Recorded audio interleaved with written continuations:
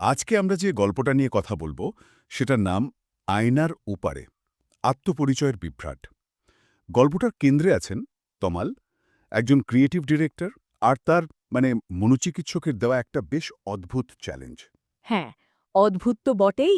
চ্যালেঞ্জটা ছিল ৩ দিন আয়নায় মুখ দেখা যাবে না। ঠিক, ভাবতেই কেমন লাগে তাই না? ৩ দিন নিজেকে না দেখা। হুম, আর মনোচিকিৎসক কিন্তু শুরুতেই একটা ইঙ্গিত দিয়েছিলেন যে আমাদের আত্মপরিচয় মানে আমরা নিজেদের যেভাবে দেখি বা চিনি সেটার ভিত কিন্তু নড়ে যেতে পারে আয়নায় নিজেকে না দেখলে। আচ্ছা, তো গল্পে তমাল কাজের চাপে বেশ ক্লান্ত ছিলেন তাই না? হ্যাঁ, মানসিক চাপ ছিল বেশ। তো চ্যালেঞ্জটা ওর কাছে একটু অন্যরকমই লাগলো। হয়তো একটা মুক্তির উপায় ভেবেছিলেন। হুম। আর প্রথম দিনটা তো মনে হলো বেশ সহজেই কেটে গেল। হ্যাঁ, সকালে উঠে অভ্যাস থাকলেও আয়নাটা এড়িয়ে গেলেন। অফিসেও তেমন সমস্যা হলো না আপাতদৃষ্টিতে। আপাতদৃষ্টিতে, কিন্তু এই সহজ ব্যাপারটাতেই কি একটা প্রশ্ন থেকে যায় না? মানে, আমরা নিজেদের বাইরের চেহারাটার উপর ঠিক কতটা নির্ভরশীল? ঠিক তাই। এই প্রথম দিনের শান্তিটাই হয়তো কি বলে ঝড়ের আগের অবস্থা ছিল। একদম। কারণ দ্বিতীয় দিন থেকেই অস্বস্তিটা শুরু হলো। তমাল চোখে কেমন যেন ভার অনুভব করছিলেন। হ্যাঁ, আর তার সহকর্মী কাকলি সেও কিন্তু ব্যাপারটা লক্ষ্য করে। সেটাই। আর রাতে তো আরও অদ্ভুত ঘটনা। ঘুমের মধ্যে পায়ের শব্দ শোনা। হুম, আর ঘরের আবছায়ায় অচেনা এক মুখের ছায়া দেখা। এটা কি শুধুই মনের ভুল নাকি অন্য কিছু? এখানেই বোধহয় মনোচিকিৎসকের বলা ওই আত্মপরিচয় বিভ্রাটের ধারণাটা গুরুত্বপূর্ণ হয়ে উঠছে। অবশ্যই। সহজ কথায় এটা হলো নিজের সত্তা বা আইডেন্টিটি নিয়ে একটা গভীর কনফিউশন বা বিচ্ছিন্নতা বোধ। যখন বাইরের প্রতিচ্ছবিটা দেখতে পাচ্ছি না, তখন ভেতরের সত্তাটাই যেন প্রশ্নবিদ্ধ হয়ে পড়ছে। তার মানে ওই শব্দ শোনা বা ছায়া দেখা, এগুলো তমালের ভেতরের চাপও হতে পারে। হ্যাঁ, হতে পারে। আবার এটাও হতে পারে যে বাস্তবতার ধারণাটাই তার কাছে একটু একটু করে বদলে যাচ্ছে। একটা চির ধরছে যেন। আর তৃতীয় দিনে সেই চিরটা যেন আরও বড় হলো। তমালের অস্থিরতা বাড়ল। আর কাকলি এবার তার গলার স্বরেও পরিবর্তন লক্ষ্য করল। এটা কিন্তু আরও গভীরের সমস্যা নির্দেশ করে। আর রাতের ঘটনাটা তো সত্যি গায়ে কাঁটা দেওয়ার মতো। ঘুমের ঘোরে নিজের ভেতরেই অন্য কারোর কণ্ঠস্বর শোনা। ভাবা যায়। আর তারপর আয়নার দিকে তাকিয়ে দেখলেন নিজের প্রতিবিম্বটা রিফ্লেকশনটা একটু দেরিতে নড়াচড়া করছে। হ্যাঁ, এমনকি আয়নায় একটা অচেনা হাতের ছাপও দেখতে পেলেন। এটা কি করে সম্ভব? এটা তো একদম আত্মপরিচয়ের সংকটের একটা চরম পর্যায়। প্রতিবিম্বের এই স্বাধীন আচরণ এটা ডিসোসিয়েশন বা মনস্তাত্ত্বিক বিচ্ছিন্নতার দিকে ইশারা করে। ডিসোসিয়েশন মানে? মানে বাস্তবতা বা নিজের অনুভূতি থেকে মন যেন নিজেকে আলাদা করে ফেলছে, যেন সে আর নিজের শরীরে বা নিজের অভিজ্ঞতায় পুরোপুরি উপস্থিত নেই। গল্পটা এখানে সাইকোলজি আর কি বলে প্যারানর্মালের বর্ডারে চলে যাচ্ছে।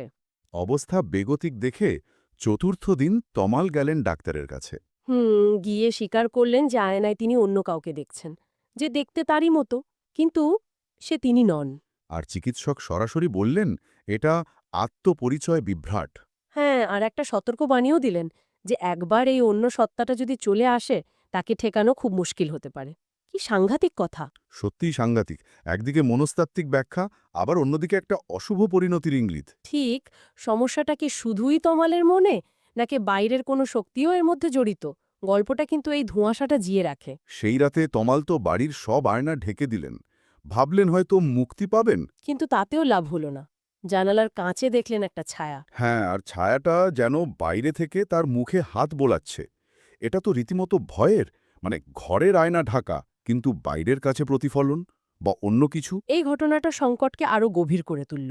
ছায়াটা এখন ঘরের বাইরে, যেন মনস্তাত্ত্বিক ব্যাখ্যাও আর যথেষ্ট নয়। তমালের নিয়ন্ত্রণটা ক্রমশ হারিয়ে যাচ্ছে।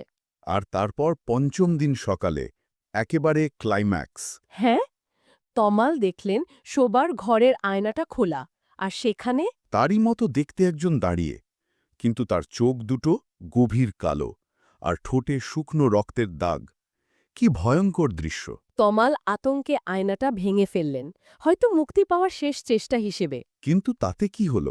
ভাঙা কাছের টুকরোগুলোতে দেখলেন ওই ভয়ঙ্কর মুখটারই নানান অভিব্যক্তি। হ্যাঁ, কখনো হাসি, কখনো কান্না, রাগ বা একেবারে শূন্য দৃষ্টি। আয়না ভাঙাটা সত্তাটাকে শেষ করল না, বরং যেন আরও বহু হয়ে ছড়িয়ে দিল।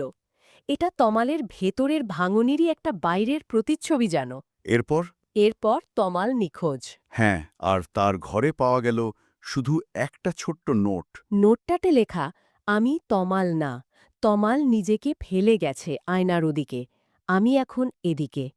যারা আয়নায় তাকায় না তারা জানে না ওপাশে কে অপেক্ষা করে।